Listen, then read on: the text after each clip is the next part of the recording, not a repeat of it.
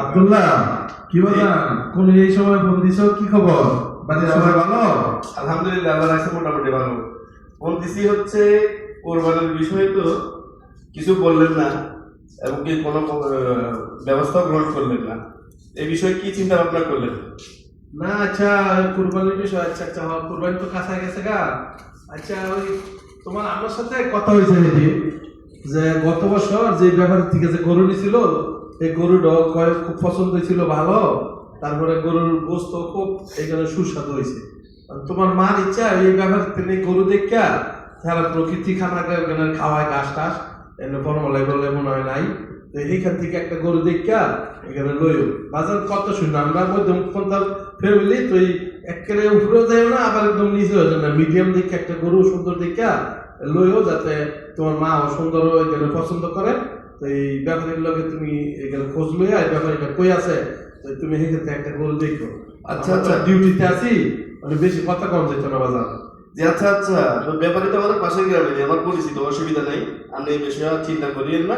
আমি ব্যাপারীর কাছে যাবো, যাই আমি গরু দেখবো ইনশাআল্লাহ। আচ্ছা আচ্ছা, তাহলে আমি মনে হয় আমার ডিউটি আছে, তো ওই বাজার আমি রেখে দিচ্ছি। ঠিক আছে, আসসালামু আলাইকুম। ওয়ালাইকুম আসসালাম ওয়া রাহমাতুল্লাহ।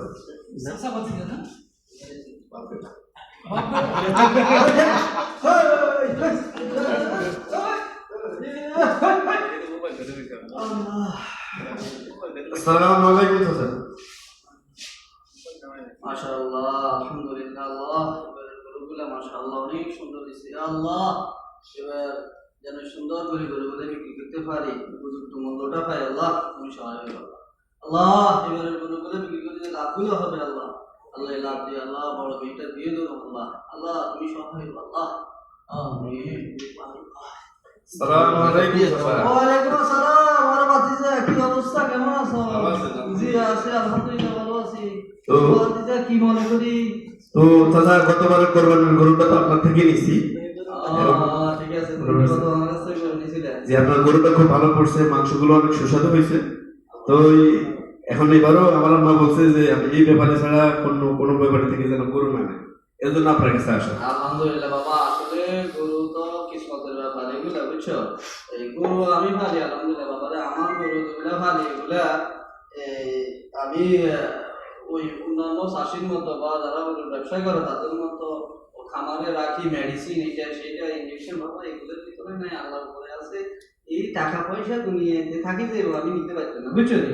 আমার এগুলো একেবারে এইভাবে ছেড়ে দিছি, এই বনে জঙ্গলে মাঠে ঘাটে ঘেরা ঘাস খাচ্ছে, প্রাকৃতিক নিয়মে বড় হয়, যার কারণে এখানে আলহামদুলিল্লাহ তুমি প্রাকৃতিক স্বাদগুলো পাইবে, একেবারে নর্মালি যে স্বাদ এটা পাইবে, এটা সমস্যা নাই।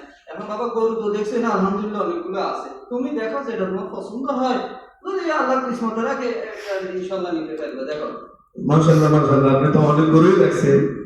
তো অনেক গরুর মধ্যে ওই যে লাল গরুটা, এটা মোটামুটি আমার অনেক পছন্দ হয়েছে। মাশাআল্লাহ, তুমি একেবারে সব গরুর ভিতরে যে গরুটা একেবারে সরস, তুমি জি, জি। দিকে ভালো করে তাকাও, গরু কিন্তু এটা একটা আগায় পোড়ায় বুঝছো। আলহামদুলিল্লাহ। মাশাআল্লাহ, এটা একটা সার মন বসতো, বুঝছো, টেনশন করিও না। তো ঠিক আছে, গরু যদি তোমার এটা পছন্দ এটা নিবা, সমস্যা কি বাবা? আচ্ছা, যাই হোক, তো ইনশাআল্লাহ কাকা বিসমিল্লাহ পড়ে বলেন আপনি গরু কত রাখবেন।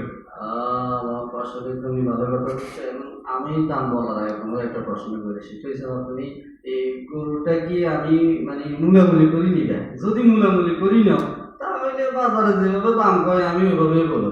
আর ধরো যে আড্ডা নিয়ে আসছো আমার কাছে যে চাষা গরু নিমো, তাহলে আমি তোমার একটা দাম বলে দিব, আমার একেবারে সর্বনিম্ন যতটুকু লাভ না করলে নয়, এতটুকু বলে তোমার দিতাম বাবা, এখান থেকে লড়তে চলতে পারতে না।